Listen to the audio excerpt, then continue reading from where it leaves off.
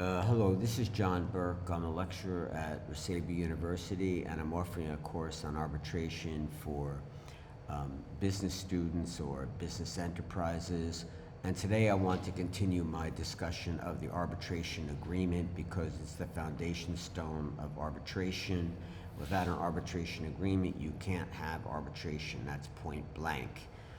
So what I mentioned that the importance of the arbitration agreement in a previous lecture, but now I want to talk about where do you get the arbitration agreement if you don't want to hire a lawyer, for example. Well, one of the ways you can find these arbitration agreements, and they are good ones, is to go to a arbitral center that has something to do with your international sales transaction or business transaction. And each one of these arbitration centers will recommend a model clause for you to use. So for purposes of illustration, and because I happen to like this arbitration center, I'm going to use SIAC, or the Singapore International Arbitration Center. The acronym is SIAC. So if we, and I hope you can see this on my screen, that I have the window open to SIAC and the SIAC model clause that's been revised as of December of 2024. So this way we know that we have a very recent revision of the model clause. As I said, when you agree to arbitrate, you agree to forfeit your legal right to settle your dispute within a national litigation system. So you're forfeiting that right, you're giving it up, and giving up that right can be enforced against you. So once you enter into an arbitration agreement, and there is a dispute, and you decide you're going to litigate, and you file an action in a court, if the other party comes in with the arbitration agreement, is going to say, stop. You have an arbitration agreement. Go settle that arbitration agreement, and if things don't work out one way or the other, come back. That's called an anti-suit injunction, but I don't have to go into that for right now.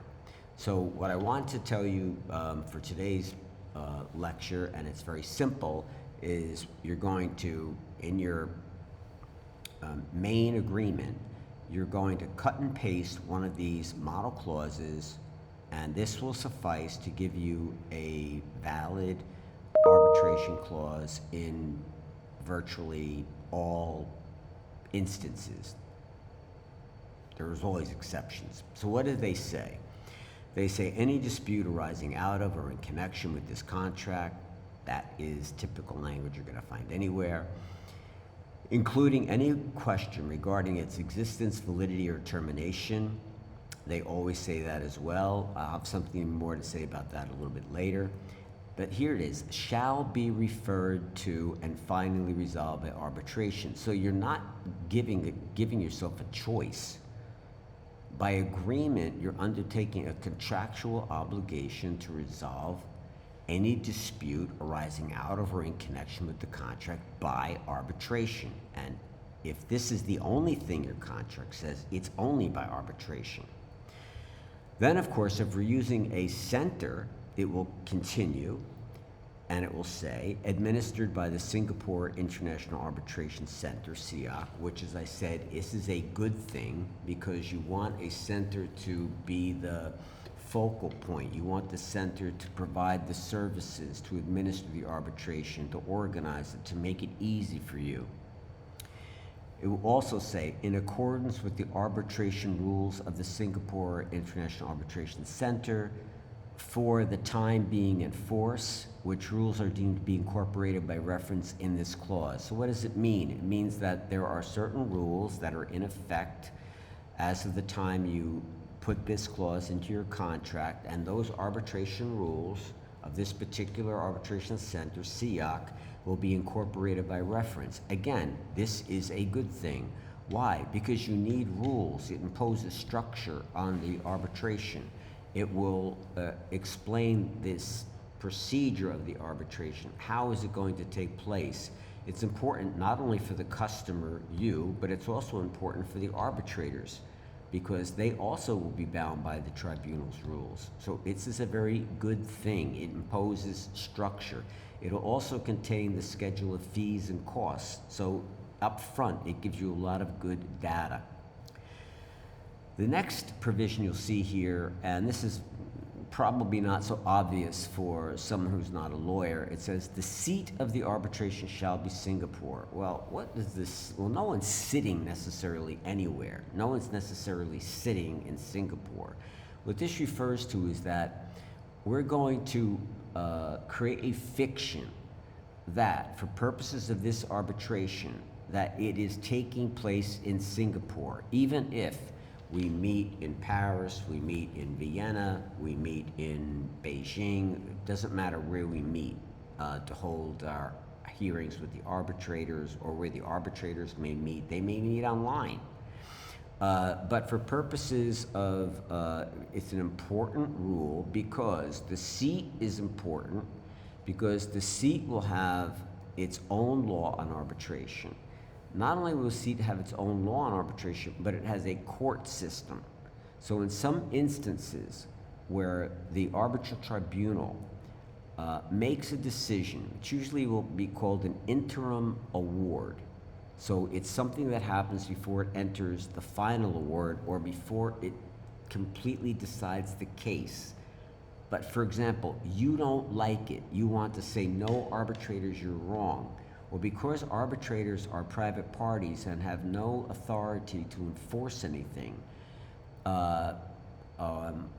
you can go to a court, but here, since the seat is Singapore, you'll be going to a court and it will tell you which one to go to in Singapore and say, look, I either like what this arbitration panel did and I want to enforce it against the other person, or I don't like what this arbitration center did and I want you to say that it is unlawful. So it's very important, this concept of seat. The next one, the number of arbitrators, also important. Generally, it will be 3. You got to pick an odd number.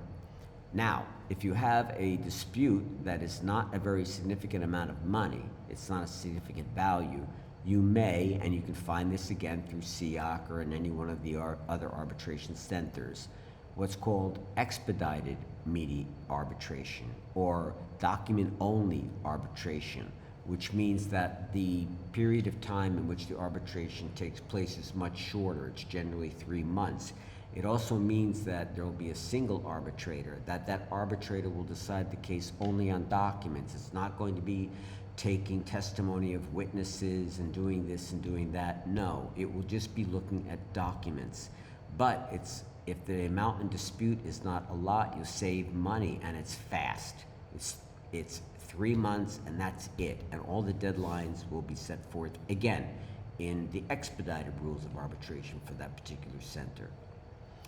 Next in this model clause, the language. Of course, you want to decide the language if the two parties don't speak the same language. So going back to my hypothetical between the Iraqi importer of French cheese and the French exporter of cheese, well, we have 2 different languages. We have Arabic in Iraq and we have French in France. Well, obviously these languages are not the same. We have to select a common language. So maybe you'll select English, maybe you'll select something else, but it's going to be languages that the 2 parties can understand and that they will find convenient and efficient for arbitration purposes, because you have to then, hire counsel and arbitrators who are going to speak this language of choice. The next one is the law governing this arbitration agreement is going to be. This is important for certain reasons. Now, I would recommend that you choose the law of the sea, just to keep it simple. But you may not want to. Now, why? What is important about this? Because it will determine whether the arbitration clause was properly formed, did the parties have capacity to enter into the contract. A lot of times it comes up in situations where there's mergers or spin-offs or different types of restructurings of corporations. And then we're ending up with different parties, and we have to decide the question, are these the parties to the actual arbitration clause? So it will be this will be the law that will govern questions of interpreting the arbitration agreement itself. And of course, it will be very different from the substantive language that may govern the main contract. So the substantive language that may govern the same contract could be the sales of goods of England, or the United Nations Convention on the International Sale of Goods, or it could be some licensing, it could be a domestic law that deals with licensing matters. But those laws are not going to really help you out if you end up with a problem of interpreting the enforceability of this arbitration agreement. So this is the significance of the law governing this arbitration agreement, because the arbitration clause is considered a completely separate contract from the main contract. So even if the main contract is invalid, it doesn't mean that the arbitration clause or the arbitration contract is invalid. It stands on its own. So you have two completely independent contracts. So you may want to select a law that governs this contract, but basically it's going to go to formation, capacity, validity, enforceability. And as I said, in cases where you've had changes in the identities of the original parties, it can become very important. So this is something that probably you would need a lawyer to help you with. So these are the main components of setting up a model clause. Now, to do a model clause in most agreements, you don't need a lawyer. You just can go to one of these centers, and you know that this language that they're giving you has been used and it has been litigated year after year after year. So you know that the clause in and of itself is good. So absent unusual circumstances, you will have an enforceable arbitration clause.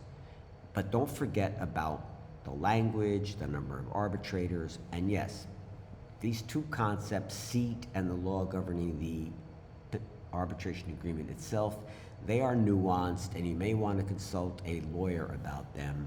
But the seat has importance for what matters can be arbitrated within that particular jurisdiction, and it will also have importance for objecting to a decision of the arbitral tribunal before the final decision, and at the end, when they have a final award and you don't like what they did, you may be able to appeal it to a court in the seat. But remember that the purpose of arbitration is to get a final agreement. So the grounds upon which it can be set aside are extremely limited, and it's highly unlikely that you're going to be able to set aside an arbitration award. Something really fundamental must have gone wrong. So I am going to end my presentation now about where do you get these arbitration clauses to put them into the contracts. Just remember that the arbitration clause is an independent contract separate from the main contract, and don't forget about language, number of arbitrators, and these two other nuances that where you may have to consult a lawyer in order to get it right. So I will end my recording there, and I will see you soon. Thank you.